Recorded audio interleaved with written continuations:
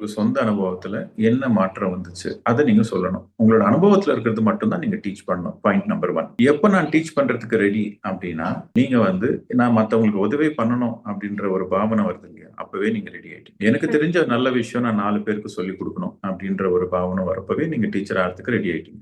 நீங்க எதை நீங்க பிராக்டிஸ் பண்ணி எதை நீங்க பர்ஃபெக்ட் பண்ணிருக்கீங்களோ அதை மட்டும் டீச் பண்ணுங்க. சோ எல்லாத்தையும் தெரிஞ்சுக்கிட்டு டீச் பண்ணணும்னு அவசியம் இல்லை. உங்களுக்கு ஏ தெரியும்னா ஏ டீச் பண்ணுங்க, பி தெரியும்னா பி டீச் பண்ணுங்க. ஆனா நீங்க டீச் பண்றது மத்தவங்களுக்காக மட்டுமே இல்ல, நீங்க டீச் பண்றது பிரைமரியா உங்களுக்காக. நீங்க டீச் பண்ண நீங்க அதுல பெர்ஃபெக்ட் ஆவீங்க. சொல்லிக் கொடுக்க நீங்க தான் நல்லா கத்துப்பீங்க. நீங்க கத்துக்கிறதுக்காக நீங்க கண்டிப்பா டீச் பண்ணி தான் ஆகணும். ஆனா எது தெரியுமோ அது வரைக்கும் டீச் பண்ணுங்க. தெரியாதது தெரியாதுன்னு சொல்லுங்க, தெரிஞ்சுக்கிட்டு சொல்றேன், அவ்வளவுதான். உண்மையா இருங்க போறோம். சோ இந்த புக்கை நான் படிச்சேன். இந்த புக்கை நான் படிக்கிறப்போ எனக்கு இந்த மாதிரி நல்ல விஷயங்கள்லாம் நிறைய பிடிச்சிருந்தது. நான் இதெல்லாம் என் லைஃப்ல எக்ஸ்பெரிமெண்ட் பண்ணேன். நிறைய மாற்றம் வந்துச்சு. ரொம்ப அற்புதமான புக்கு, நீங்களும் படிங்க அப்படின்ட்டு உங்களோட புரிதல் சொல்லிட்டு மத்தவங்களும் படிக்க வைங்க, மோட்டிவேட் பண்ணுங்க.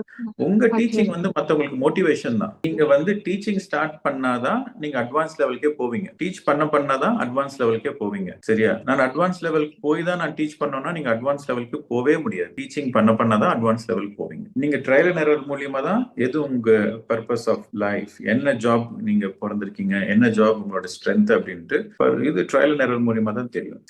சிம்பிளா பர்பஸ் ஆஃப் லைஃப்னா நீங்க எந்த வேலை செஞ்சா நீங்க சந்தோஷமா இருப்பீங்களோ அது உங்களோட பர்பஸ் ஆஃப் லைஃப். நீங்க எந்த வேலை உங்களுக்கு சந்தோஷம் கொடுத்தாலும் அது உங்களோட பர்பஸ் ஆஃப். சோ எந்த வேலை உங்களுக்கு சந்தோஷம் கொடுக்குது. சோ நீங்க சப்போஸ் ஒரு 4 ரகமான வேலை பண்றீங்க, 4 ரகமான வேலையிலயும் சந்தோஷம் இருக்கு. ஆனா அந்த 4 ரகமான வேலையில எந்த வேலை உங்களுக்கு ஹையஸ்ட் சந்தோஷம், உச்சக்கட்ட சந்தோஷம் எந்த வேலையில கிடைக்குதோ அந்த வேலையை சூஸ் பண்ணிக்கோங்க. உங்களோட சந்தோஷத்தை பேஸ் பண்ணி உங்க பர்பஸ் ஆஃப் லைஃபை நீங்க ஃபாலோ பண்ணிக்கலாம். Okay, so your happiness is the bench mark. உங்க பர்பஸ் ஆஃப் லைஃப் சேஞ்ச் ஆயிட்டே இருக்கும். உங்களோட மெச்சூரிட்டி மாற மாற உங்களோட பர்பஸ் ஆஃப் லைஃப் சேஞ்ச் ஆகும். உங்களோட soul evolution, soul higher states of consciousness போக போக உங்களோட பர்பஸ் ஆஃப் லைஃப் மாறும். பாடி பிசிக்கல் ஏஜ் மாற மாற பர்பஸ் ஆஃப் லைஃப் சேஞ்ச் ஆயிட்டே இருக்கும். சோ இன்னைக்கு இந்த நாள் நான் என்ன வேலை பண்ணா எனக்கு சந்தோஷம் கொடுக்குமோ இன்னைக்கு அதுதான் purpose of life. So keep the happiness, அந்த சந்தோஷம்ன்றது ஒரு இண்டெக்ஸா வச்சுக்கோங்க. பர்பஸ் ஆஃப் லைஃபை ஈஸியா எக்ஸ்ப்ளோர் பண்ணலாம். சப்போஸ் என்னோட லைஃப்ல பாத்தீங்கன்னா நான் படிச்சது எல்லாமே IT, computer science, IT, MS management, இதுதான் நான் பண்ணது. அதுக்கப்புறம் அந்த ஜாப்ல போய் நான் சேர்றேன். ஜாப்ல சேர்ந்த பிறகு ஒரு 2 மாசத்துல எனக்கு தெரிஞ்சது இந்த ஜாப்ல எனக்கு சந்தோஷமே இல்லை. அடுத்து என்ன ஜாப் பண்றது?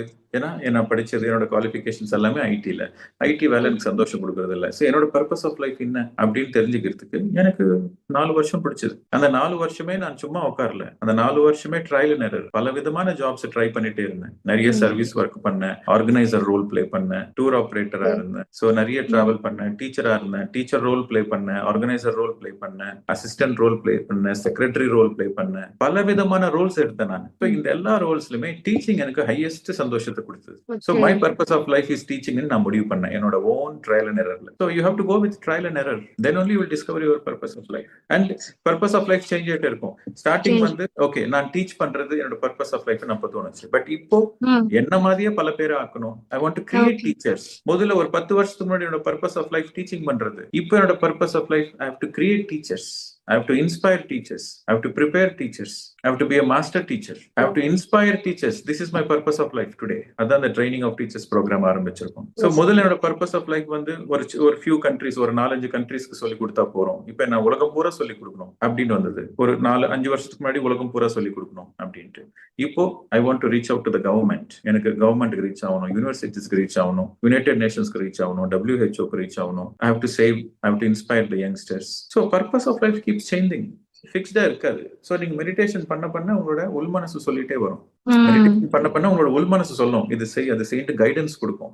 அந்த கைடன்ஸ்ல நீங்க ட்ரையல் அண்ட் எரர் பார்க்கணும். மெடிடேஷன் இப்போ ஒரு வருஷமா பண்ணிக்கிட்டு இருக்கேங்க சார். ஆனா எனக்கு ஆப்போசிட்டா நம்ம வீட்டுல நீ மெடிடேஷன் பண்ணுங்க, நீங்க நான்வெஜ் சாப்பிடாம இருங்க, நீங்க பியூர் வெஜ்ஜாவே இருங்க, ஆனா எங்களை நீங்க டச் பண்ணாதீங்க, நாங்க எப்பயும் போல நாங்க சாப்பிட்டுக்கிறோம், எங்களை டிஸ்டர்ப் பண்ணாதீங்கன்னு சொல்லி என்னோட சைல்டு 2 பேர் இருக்காங்க, என்னோட ஒய்ஃப் இருக்காங்க சார். அப்ப அவங்களுக்கு நம்ம அது நம்ம கடையில போய் வாங்கி கொடுக்கறதா இருக்கட்டும், இல்ல அவங்களுக்கு கொஞ்சம் நம்ம சப்போர்ட் பண்ற மாதிரி இருக்கு. ஆனா நான் பியூர் வெஜ்ஜா தான் இருக்கேன். எனக்கு ரொம்ப கோஆபரேட் பண்றாங்க. நீங்க வந்து வெஜ்னா தனியாவே நீங்க சாப்பிடுங்க, ஆனா எங்களை ஆள விட்டுருங்க அப்படின்றாங்க.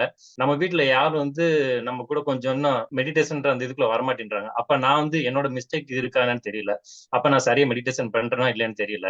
எங்க வீட்டுல 5 வருஷத்துக்கு அப்புறம் வந்தாங்க. 5 வருஷத்துக்கு அப்புறம் முதல் ஆளு. நீங்க 1 வருஷத்துலயே எதிர்பார்க்கறீங்க. பொறுமை சார் பொறுமை கைப்பிடிங்க. இந்த நல்லது வெஜிடேரியனை பத்தி நான் வெஜிடேரியனை பத்தி கேக்குறீங்க இல்லையா? நீங்க வந்து சார். குடும்பத்துல நீங்க தான் பிரெட் வினர், நீங்க தான் வேலைக்கு போயிட்டு உங்க குடும்பத்தை காப்பாத்தணுமா? மனைவி வந்து ஆமா ஹோம் மேக்கர். ஓகே.